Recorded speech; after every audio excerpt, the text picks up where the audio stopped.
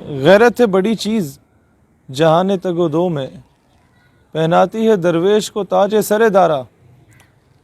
غیرت از some thing کہ اگر وہ ہو تو 313 کافی ہوتے ہیں، اور اگر وہ نہ ہو تو درجنوں ملکوں کا الائنس کچھ نہیں کر سکتا۔ وہ صرف تلواروں کو نچوا سکتا ہے ڈونلڈ ٹرمپ کے آگے۔ آپ کے بڑے بڑے الائنس بنتے ہیں اور ان کے چیف گیسٹ ڈونلڈ ٹرمپ صاحب آ جاتے ہیں۔ پہلے ہم خوش ہوتے ہیں، شادیانے مچاتے ہیں پورے ملک میں کہ الائنس بن گیا امت کا، شاید امت کے مظلوم ماؤں کے سر پہ دوپٹہ دے دیا جائے گا، بہن کی عزت کا تقدس کا خیال رکھ دیا جائے گا، بیت المقدس فتح ہو جائے گا۔ پتہ چلتا ہے الائنس بنا ہے، مہمان خصوصی ہوئے، کدی ہویا ہے انج کہ جلسہ نون لیگ کرایا ہوئے تو چیف گیسٹ عمران خان ہوئے، کدی ہویا شاہ جی؟ نہیں ہویا۔ تو یہ کیوں ہو رہا ہے؟ کیونکہ ہمارے اوپر جو لوگ مسلط ہیں وہ انگریزوں کے کتے نہلانے والے اور ان کی اولادیں ہیں۔ شاہ جی 1857 اور 1920 میں جن لوگوں نے اس وقت 20 روپے کے پیچھے ان لوگوں نے مخبریاں کی تھیں اور علامہ کفایت علی کافی جیسے لوگوں کو شہید کروایا تھا اور وہ کالے پانی میں بھجوا دیا تھا ہمارے علماء کو، پڑخچے اڑا دیے گئے تھے توپوں کے ساتھ باندھ کے، ان کے ہوا کہ الٹیمیٹلی ان لوگوں کو جاگیریں دی گئیں، ان لوگوں کو بڑا بڑا نواب وڈیرے بنا دیا گیا، آج ان کی اولادیں ہم پہ قابض ہیں۔ It not only happened in Pakistan, دوسرے اسلامی ممالک میں بھی یہی کچھ ہو رہا ہے کہ ان بچوں کو انفلوئنس کر کے اپنے نظریے کے بچوں کو لا کے اوپر بٹھایا جاتا ہے اور انہیں عورت اور شراب پہ خریدا جاتا ہے، اور اس کے بعد ہمارے اوپر ایک ایسی بے حس اور بغیرت قسم کی قیادت مسلط ہو چکی ہے جو مسلمانوں کے حقیقی ترجمان ہونے کا حق نہیں رکھتے۔ دیٹ از وائی لوگوں کو اسرائیل اور اپنے financial crisis, so called financial crisis زیادہ عزیز ہیں، اس کو معاملے کو سالو کرنا، بجائے اس کے کہ فلسطین کی مظلوم بیٹی کے سر پہ وہ دست شفقت رکھ دیں۔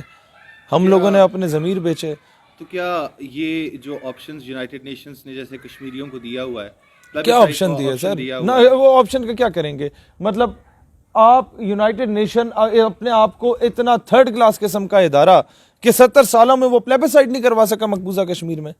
تو کیا آپ کے نزدیک حل ہے اس کے علاوہ کہ سر سب سے پہلی بات یہ 2-3 قسم کے سلوشنز ہیں۔ نمبر 1، آپ کے پاس ایک ایسی ٹیم ہونی چاہیے فارن آفس کے پاس جو ویل ایجوکیٹڈ ہو اور دنیا میں اپنی لابی سٹرونگ کر سکتی ہو، جن کو آپ بھیجیں۔ اسکالرشپ پہ بھی بچوں کو بھیجتے ہیں نا سفارشیوں کو، اپنے ان بچوں کو اسکالرشپ پہ بھیجیں، جا کے لابی سٹرونگ کرو۔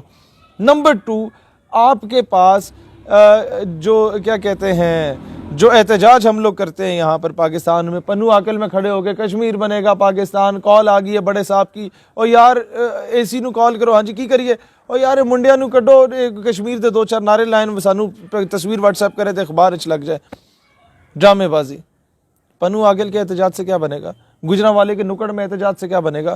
پاک پتن کے ایک کونے میں احتجاج کر کے آپ لوگ کون سا کشمیر آزاد کروانا چاہ رہے ہیں سر؟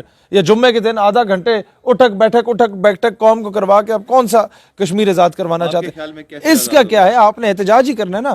آپ مجھے یہ بتائیں، یہ سارے علماء حضرات یہ لانگ مارچ لے کے اسلام آباد کیوں آ جاتے ہیں؟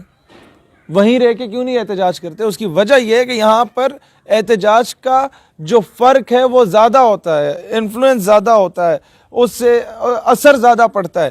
اسی طریقے سے پنو آکل کے نکڑ میں بیٹھ کے احتجاج کرنے سے بہتر ہے کہ آپ کے جو اوورسیز پاکستانیز ہیں ان کا ڈیٹا کو آپ اکٹھا کریں فارن آفس سے یا نادرا سے، اور ان لوگوں سے رابطے میں رہیں، اور آپ کال کریں ان کے لیے۔ ایمبیسی سے کال جانا بہت بڑے اعزاز کی بات ہے کہ ہمیں پاکستان کے لیے یوٹیلائز کیا جا رہا ہے۔ وہ کال کریں، ہاں جی ملک صاحب کیا حال ہیں، کیا کر رہے ہو؟ میں جی ادھر وہ پیزا بانٹ رہا ہوں لوگوں میں، وہ اچھا جی، ہاں جی چودھری صاحب کیا کر رہے ہو؟ میں جی جناب ادھر یہ فلاں نوکری کر رہا ہوں۔ اچھا چودھری صاحب اتوار نو فری ہو سو؟ ہاں جی فری ہیں، کم دسو ملک آستے کم ہے۔ چودھری فوراً تیار ہوگا، ہاں جی دسو ساڈی جان حاضر ہے۔ یار انج کرو، تواڈے بریڈ فورڈ جتنے بھی کتنے پاکستانی؟ جی اتنے پاکستانی جانتے ہو نا؟ ہاں ہاں ٹھیک ہے، ان سب کو جائیں اکٹھا کریں اور پروٹیسٹ کریں، not in front of Indian embassy بلکہ ان فرنٹ آف UN۔ انہیں جا کے بولو کہ جی انڈیا چور نہیں ہے، وہ چھوٹا چور ہے، تم الو کے پٹھے بڑے چور ہو، جس نے اس چور کو پروٹیکشن دی ہوئی ہے کہ انڈیا ایک بہت بڑی انٹرنیشنل مارکیٹ ہے اور اسے ہم نے بس پروٹیکٹ کرنا ہے. اس کے خلاف بولیں گے تو 1.25 ارب لوگوں کا بزنس ہم کھو بیٹھیں گے. وہ ہمارے فیس بک پہ پابندی لگا گیا تو ہم تو غرق. آپ نے صرف ان کو یہ بتانا ہے کہ یار تم لوگوں کی کیا رسپانسبلٹی ہے.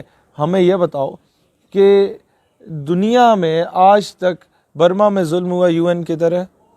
عراق میں ظلم ہوا, یو این کدھر ہے؟ کویت میں ظلم ہوا, یو این کدھر ہے؟ سیریا میں innocent children were انسنریٹڈ with the white phosphorus, you N کدھر ہے؟ اچھا جی, لیبیا میں جو کچھ ہوا وہ بچہ کہتا ہے میں اللہ کو جا کے سب بتا دوں گا, یو این کدھر ہے؟ فلسطین کی ماں بہن بیچاری جب یہی بات آپ سے پوچھنا چاہ رہا ہوں کہ کیا فلسطین اور کشمیر کو دیکھتے ہوئے آپ کو یہ احساس نہیں ہے کہ دنیا میں دیگر برما جیسے جو ایشوز ہو رہے ہیں, جن کا بھی بہت سارے ایشوز کا آپ نے نام لیا, تو کیا یہ ایشوز اسی کا ٹرکل ڈاؤن ایفیکٹ ہے سر؟ جب بے حسی کا ٹرکل ڈاؤن ایفیکٹ ہے. ایگزیکٹلی سر, تسی مینوں یہ دسو تواڈے گھر تے 100 مرتبہ خدا نہ خواستہ حملہ ہو جائے نا اور میں بغیرت بن کے بیٹھا رہا, خیر ہے یار شاہ جی دا گھر ہے, شاہ جی جانے ہوتا گھر جانے, تو اگلا حملہ مجھ پہ ہونا ہے. اگلا مجھ پہ نہ ہوا نا, اس پہ ہو گیا, تو اس کے بعد اس نے میرے گھر ہی آنا ہے کہ پیچھے میں ہی بچ گیا ہوں. جب ایران تک آ گئے نا, افغانستان تک بھی آ گئے تو پیچھے پاکستان ہی رہندا ہے. اسی اگر بغیرت بن کے بیٹھے رہیے تو تا اے بغیرت بن کے بیٹھے رہیں گے. جدو ساڈے گھر تے آ کے دستک دے رہے ہوگے نا کتنے نے جناب, تو اس وقت ہم کہیں گے نا امت کدھر ہے, تو امت کہے گی ہم وہ رول پلے کر رہے ہیں جب عراق میں 12,000 بم گر رہے تھے اور تم جارج بش کے بوٹ پالش کر رہے تھے. امت کہے گی کہ ہم وہی کریں گے جب افغانستان کے جوانوں کے مجاہدوں کی داڑھیوں کو نوچا جا رہا تھا اور تم لوگ اپنے اڈے فراہم کر رہے تھے. لہٰذا اس وقت ہمیں وہ رول پلے کرنا چاہیے جس کا حق رکھنا, جو مطلب ایکسپیکٹ کرتی ہے امت ہم